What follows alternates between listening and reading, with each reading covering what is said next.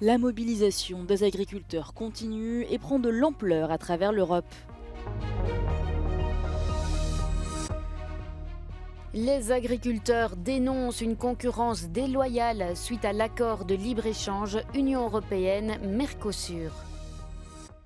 Une Italienne accusée d'agression sur des néo-nazis en Hongrie est apparue enchaînée à son procès. Colère de Rome qui convoque l'ambassadeur hongrois. C'est un revers pour le gouvernement de Pedro Sánchez. Le Congrès espagnol a rejeté la loi d'amnistie pour les indépendantistes catalans. 3 Palestiniens ont été tués par des forces israéliennes dans un hôpital de Jenin ce mardi en Cisjordanie, une opération ciblée qui visait des membres du Hamas.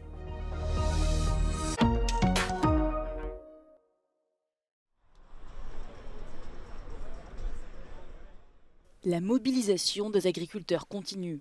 De nombreux blocages ont lieu en France ce mardi et les agriculteurs ne comptent pas s'arrêter là. Ils menacent d'assiéger Paris et de bloquer le marché international de Rungis. Les agriculteurs espagnols ont annoncé rejoindre à leur tour le mouvement.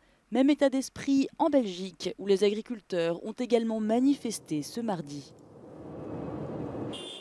À travers l'Europe, le monde agricole se plaint des salaires trop bas, de la concurrence déloyale, notamment venue des pays hors Union européenne, des lois environnementales trop restrictives, ainsi que du non-versement des aides de la PAC, la politique agricole commune de l'UE.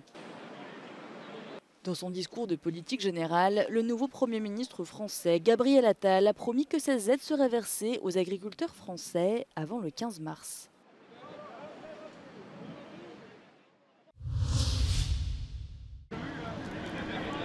L'accord de libre-échange Union européenne-Mercosur pourrait être victime des protestations des agriculteurs en Europe. Parmi leurs revendications, les agriculteurs français et belges ont soulevé le problème de la concurrence déloyale. Ils estiment que l'accord permettrait l'entrée de produits agricoles en provenance d'Amérique du Sud qui, selon eux, ne respectent pas les mêmes normes. Nous, on a tout pour le faire chez nous. On nous impose de pas produire chez nous et de l'importer de l'extérieur qui n'est pas du tout à des bonnes normes comparé à nous. Et au final, nous, ça nous met des bâtons dans les roues et c'est vraiment impossible de continuer à cette allure-là pour nous. Le président français Emmanuel Macron a été en contact avec la Commission européenne et a demandé d'arrêter les négociations car il est impossible de conclure les négociations à l'heure actuelle. La Commission reconnaît que les conditions pour parvenir à un accord ne sont pas réunies, mais affirme que les contacts sont maintenus. La discussion continue et l'Union européenne continue à poursuivre son objectif d'atteindre un accord qui respecte les objectifs de l'UE en matière de durabilité et qui respecte nos sensibilités, notamment dans le domaine agricole. L'accord commercial entre l'Union européenne et les pays du Mercosur, qui comprennent l'Argentine, le Brésil, le Paraguay et l'Uruguay, fait l'objet de négociations depuis des décennies. Après un premier accord en 2019, de nouvelles conditions ont empêché sa ratification.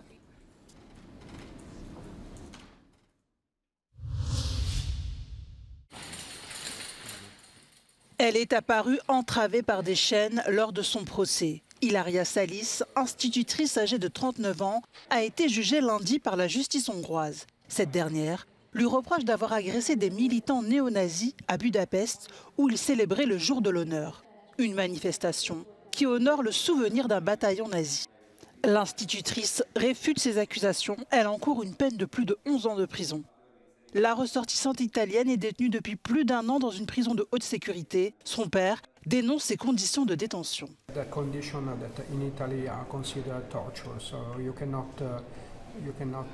treat a prisoner like that. We cannot understand how we can have such a disparity in terms of law between countries that are part of the European community. Les images de la jeune femme enchaînée ont choqué l'Italie jusqu'au gouvernement. Le chef de la diplomatie italienne a déclaré que le traitement de Ilaria Salis était contraire aux normes de l'Union européenne. Rome a convoqué l'ambassadeur de Hongrie en Italie. Coup de théâtre ce mardi au Parlement espagnol. Les députés réunis pour voter une loi d'amnistie profitant aux leaders indépendantistes catalans, notamment visés par des chefs d'accusation de terrorisme, a été rejetée par le parti Junts, alors que cette dernière bénéficiait d'abord à ses propres dirigeants. Comme l'ex-président catalan Carles Puigdemont, exilé en Belgique après avoir mené une tentative de sécession qui s'est soldée par un échec en 2017. C'est l'actuel chef du gouvernement, Pedro Sánchez, qui avait conclu un accord avec les partis indépendantistes pour pouvoir se maintenir au pouvoir en échange de cette loi d'amnistie qui n'a pas été votée.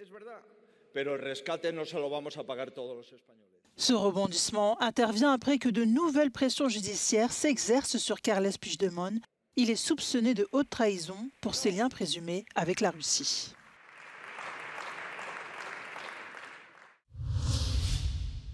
I often hear that I don't have enough experience. I'm 25 now, and you have a number of MEPs who's been there longer than I have been born. I think to me that's completely crazy. En juin, les Européens seront appelés aux urnes pour élire leurs députés. Il y a 5 ans, un pic de participation inattendu des électeurs les plus jeunes avait fait grimper le taux de participation aux élections européennes, un score inédit depuis des décennies. À 21 ans, Kira Marie Peter Hansen a été la plus jeune députée européenne jamais élue. One thing is having the same job for more than 25 years, but also if you want developments within policies, like of course it's also good with the experience and the historical knowledge, but perhaps that is a point where you can start to think, shouldn't someone else have the chance also to make a difference? Selon une étude de 2023, les Européens âgés de 18 à 25 ans se préoccuperaient principalement des réformes des institutions, de l'économie et de la crise climatique. Mais certains points de désaccord sont également ressortis de cette étude. Limiting air transport was a big divide, and the big divide was between the federalism, so more powers to the European Union for things where we need to pull out our resources, against more nationalism or a sovereign Europe. Chaque État membre détermine l'âge minimum pour voter et être candidat aux élections européennes. What we're asking for at the European level is this kind of universality of lowering the voting age to 16 years old, because we truly believe that once you're 16 years old, you have so many other responsibilities as a young person, as an adolescent. You know, you can work, you can pay taxes. Some states, such as Austria and Malta, have lowered it to 16 years old. Some states have lowered it to 17 years old. So we are seeing this trend becoming more and more present. 3 Palestiniens ont été tués par des forces israéliennes dans un hôpital de Jenin ce mardi en Cisjordanie. Une opération conjointe de l'armée, de la sécurité intérieure et de la police israélienne qui présente les victimes comme des membres du Hamas et les accusait d'utiliser l'hôpital comme base arrière pour tenir des réunions et planifier des attaques. Le Hamas a reconnu qu'il s'agissait de membres du mouvement, mais l'organisation dénonce de son côté des meurtres illégaux. Ces images de vidéosurveillance relayées sur les réseaux sociaux montrent une douzaine de soldats dans l'enceinte de l'établissement déguisés en femmes et en soignants.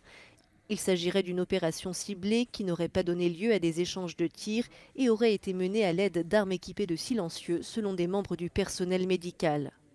Depuis le début du conflit entamé en octobre dernier, près de 370 personnes auraient été tuées en Cisjordanie, d'après les responsables de l'autorité palestinienne.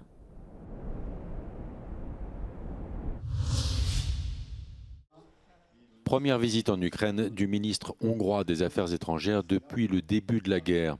La rencontre avec son homologue ukrainien a eu lieu en Transcarpathie, une région qui était hongroise jusqu'à la Première Guerre mondiale. La Hongrie reproche à l'Ukraine les mesures adoptées en 2017 qui mettaient en avant la langue ukrainienne aux dépens des langues pratiquées par les minorités du pays. Talán nem túlzás, és nem veszik tiszteletlenségnek a kollégák, ha az elvárás szót használom ebben a kontextusban, amely arra vonatkozik, hogy a 2015-ben már létezett jogaikat a magyar nemzeti közösség tagjai kapják vissza. La rencontre a eu lieu en amont du sommet extraordinaire européen de jeudi, dont l'objectif est de débloquer une tranche d'aide de 50 milliards d'euros en faveur de l'Ukraine pour soutenir l'effort de guerre. À ce jour, le Premier ministre hongrois Viktor Orbán y est opposé et des négociations sont en cours.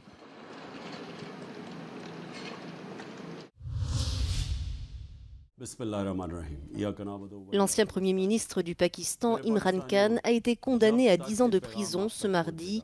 L'ancienne star du cricket était accusée d'avoir divulgué des documents classifiés, tout comme son ancien chef de la diplomatie qui a écopé de la même peine. Cette annonce de son parti intervient à 10 jours des élections législatives et provinciales qui doivent se tenir le 8 février prochain. Imran Khan, qui bénéficie toujours d'un large soutien populaire, a été déclaré inéligible pour une durée de 5 ans. Évincé de ses fonctions par une motion de censure il y a près de 2 ans, il accuse l'armée, qui l'avait aidé à accéder au pouvoir en 2018, de chercher à l'empêcher de reprendre la tête du pays. Arrêté en août dernier, Imran Khan est toujours incarcéré et doit répondre d'accusations dans plusieurs autres affaires. En Thaïlande, 7 membres du groupe dissidents russes, appelé Bitva, ont été arrêtés par les autorités thaïlandaises de l'immigration mercredi dernier, à Phuket, pour avoir travaillé sans permis. Les artistes ont été transférés à Bangkok, où ils sont détenus en prison. Ils risquent d'être expulsés vers la Russie. Leur chanteur, Igor Bortnik, a été qualifié d'agent étranger par les autorités russes après avoir critiqué en ligne le président russe Vladimir Poutine. Human Rights Watch en Asie demande leur libération.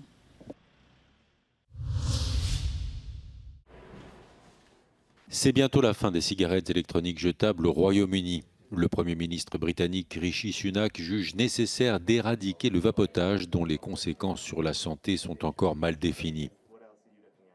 Les cigarettes électroniques jetables au parfum de bonbons rencontrent un grand succès auprès des adolescents. La ministre de la Santé y voit une porte d'entrée vers le tabagisme.